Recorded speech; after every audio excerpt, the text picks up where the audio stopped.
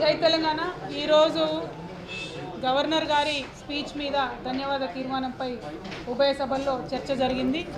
మరి నిన్న గవర్నర్ గారి స్పీచ్ను చూసి చాలా మంది కూడా బాధపడడం జరిగింది.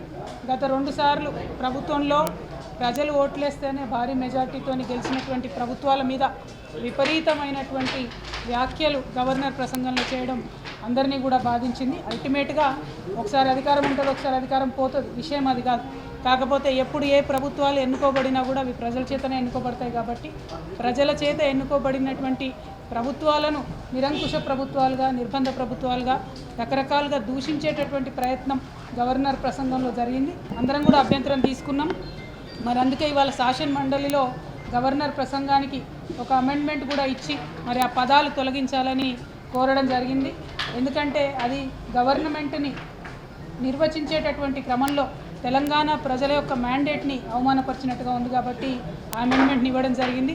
కానీ ప్రభుత్వం తొలి రోజు కాబట్టి పరిపాలన ఇప్పుడే వారు చేపడతా ఉన్నారు. కాబట్టి ప్రభుత్వం యొక్క రిక్వెస్ట్ మేరకు వారు చేసినటువంటి అభ్యర్థన మేరకు బీఆర్ఎస్ పార్టీదే మండలిలో మెజారిటీ ఉంది. మేము గట్టిగా అనుకుంటే ఓటింగ్లో అమెండ్మెంట్ తీసుకొని రావచ్చు కౌన్సిల్లో.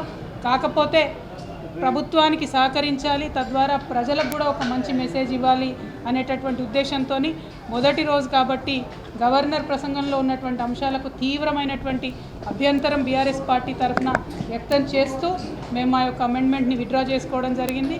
అయినప్పటికీ ఆ స్ఫూర్తిని ప్రభుత్వం కూడా కొనసాగించాలని, ఎంతసేపు గడిచిపోయిన కాలంలో జరిగిన తప్పులను అనడం కాకుండా చేయాల్సినటువంటి పనులేంటి, ఎట్లా పనుల్ని అమలు చేస్తారనేటటువంటి విషయాల్ని, తెలంగాణ రాష్ట్ర ప్రగతిని ఎలా సాధిస్తారనేటటువంటి రోడ్ మ్యాప్ని ప్రజలకు చెప్పి చక్కగా పరిపాలన కొనసాగించాలని చెప్పి మేము డిమాండ్ చేస్తూ ఉన్నాం.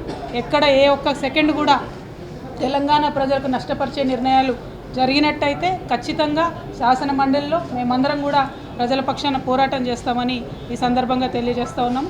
Thank you. జై తెలంగాణ.